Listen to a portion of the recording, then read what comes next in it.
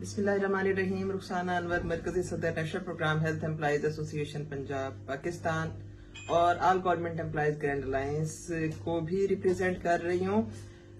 इस वक्त जो मामलात चल रहे हैं पाकिस्तान भर के मुलाजमीन के हवाले से, वो बहुत ज्यादा तशवीशनाक हैं, आप सब जानते हैं। और तहरीक जो कि जारी थी, अब वो एक नए मोड़ पर आ चुकी है। रहमान बाजवा भाई की क़यादत में हम सब मुत्तहिद हैं और मुनज़्ज़म हैं। लेकिन सोचना पड़ेगा कि ये तहरीकें क्यों चलाई जाती हैं, सरकारी मुलाजमीन में क्यों बेचैनी पाई जाती है, क्यों वो अपने जॉब के हवाले से मुतमईन नहीं है या अपने आप को महफूज तस्वर नहीं करते। इसकी वजूहात बहुत क्लियर हैं कि जिस वक्त सर्विस रूल्स बनाए गए थे या जिस वक्त हमारे जितने भी एम्प्लॉइज हैं इन्हें जॉब दी गई थी और इनका जो अपॉइंटमेंट लेटर्स थे उन पर सारे के सारे मामलात बहुत क्लियर थे कि दौरान सर्विस ये तमाम सहूलियात दी जाएंगी इन सरकारी मुलाजमीन को, और जब ये लोग रिटायर होंगे तो इस तरीके से इनको पेंशन दी जाएगी ताकि इनका बुढ़ापा आसानी से गुजर सके। इस वजह से कि उन्होंने पूरी जिंदगी पाकिस्तान को सर्व किया तो उनका बुढ़ापा भी महफूज होना चाहिए और ये उनका हक है। लेकिन ये सारे के सारे उसूल वक्त के साथ साथ तब्दील किए जा रहे हैं और वो जो चंद हजार तनख्वाहों में इजाफा होता था, उन मुलाजमीन की किस्मतों का फैसला वो लोग कर रहे हैं जिनकी तनख्वाहों में अब लाखों रुपए माहाना का इजाफा किया जाता है। और वो लाखों रुपया माहाना का इजाफा करने वाले कोई और नहीं, वो खुद ही हैं, जिन्हें आप सरकार कह लें, जिन्हें आप हुक्मरान कह लें, जिन्हें आप हमारे अन्नदाता कह लें, कि वो खुद ही चूंकि फैसले करते हैं, उन्हीं के कलम से ये फैसले किए जाते हैं कि किसकी तनख्वाह में कितना इजाफा होगा। तो चूंकि सबसे ज्यादा वो अपनी तनख्वाहों में इजाफा करते हैं तो कलम की स्याही खत्म हो जाती है उनके ही तनख्वाहों में इजाफा करते करते। और जब सरकारी मुलाजमीन जिनको शूदर समझा जाता है उनकी बारी आती है तो वो थोड़ी सी स्याही से बहुत थोड़े सा इजाफा तहरीर किया जाता है और यहीं पर बस नहीं किया जा रहा, अब पेंशन पर भी डाका डाला जा रहा है। तो क्या ये अब जरूरी नहीं है कि तमाम सरकारी मुलाजमीन मुत्तहिद हों? लाखों सरकारी मुलाजमीन है कहने को, लेकिन जिस वक्त हकूक के हुसूल के लिए जिदोजहद की जाती है तो उस वक्त या तो हमारे साथी सोशल मीडिया पर वो जिदोजहद कर रहे होते हैं या फिर घरों में बैठकर जिदोजहद कर रहे होते हैं। जिदोजहद जब तक आप मुश्तरका तौर पर नहीं करते, आप मैदान में आकर जिदोजहद नहीं करते तो उसका फायदा कुछ नहीं है।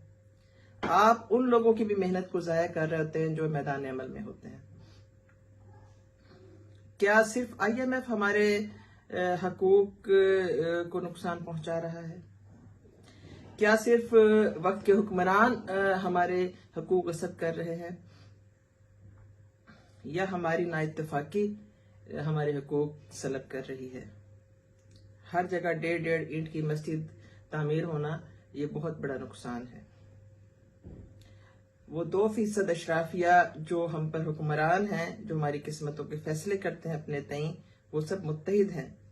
और वो लोग जो महकूम हैं, जिन पर जुल्म रवा रखे जाते हैं, जिनके हुकूक गस्ब किए जाते हैं, वो मुंतशिर हैं। तो मैं ये समझती हूँ कि सबसे पहले हम खुद जिम्मेदार हैं अपने इन सारे के सारे जितने भी हमें नुकसान पहुंच रहे हैं इसके।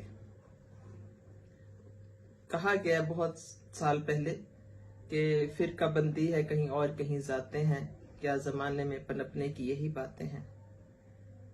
हमें बाकी उन तमाम लोगों को जिनको हम मुर्द इल्जाम ठहराते हैं, उनको जिम्मेदार ठहराने से पहले खुद अपना मुहासबा भी करना जरूरी है। क्या हम सब जो मुत्तहिद नहीं होते, किसी न किसी वजह से हम अपने इत्तेहाद को तोड़ने की कोशिश करते हैं, कहीं उहदों की वजह से, कहीं ज़ाती इख्तलाफात की वजह से, कहीं अपनी छोटी छोटी मजबूरियों को जवाज बनाकर। तो मैं ये समझती हूँ कि सबसे ज्यादा हम खुद जिम्मेदार हैं। अगर आज भी हम सब मुत्तहिद नहीं होते, आज भी हम सब मुनज़्ज़म नहीं होते, आज भी हम सब इस जिदोजहद को मजबूत बनाकर कामयाब नहीं करते, तो फिर हमें कोई हक नहीं है कि हम ये कहें कि हमारे हकूक क्यों गस्ब किए जा रहे हैं। इतनी बड़ी तादाद में मुलाजमीन जब इकट्ठे हो जाएं तो किसी के पास कोई जवाब नहीं होगा कि आपके हकूक अदा किए जाएं।